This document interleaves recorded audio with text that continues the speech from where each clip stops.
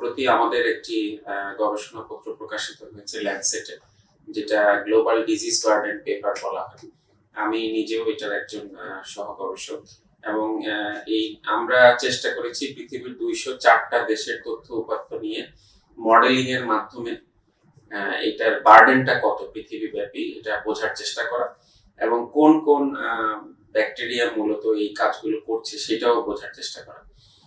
তো আমরা পেয়েছি যে 2019 সালে 12,70,000 মানুষের মৃত্যু হয়েছে শুধুমাত্র অ্যান্টিব্যাকটেরিয়াল রেজিস্ট্যান্সের কারণে, ব্যাকটেরিয়া প্রতিরোধী অকার্যকর অ্যান্টিবায়োটিকের কারণে 12,70,000, এবং প্রায় 50 লক্ষ মৃত্যুর পেছনে প্রত্যক্ষ বা পরোক্ষভাবে অ্যান্টিমাইক্রোবিয়াল রেজিস্ট্যান্স দায়ী ছিল।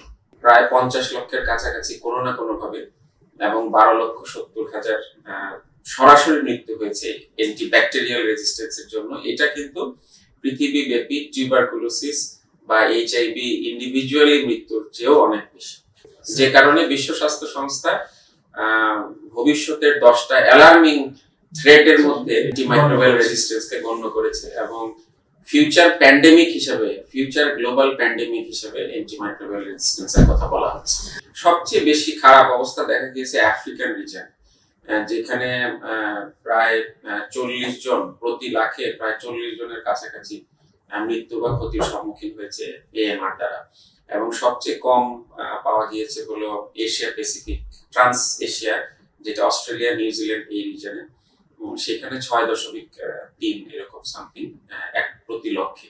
আর আমরা মাঝামাঝি আছি 14 থেকে 17 প্রতি লক্ষে সাউথ ইস্ট এশিয়া রিজনে অ্যান্টিমাইক্রোবিয়াল রেজিস্ট্যান্সের হুমকি।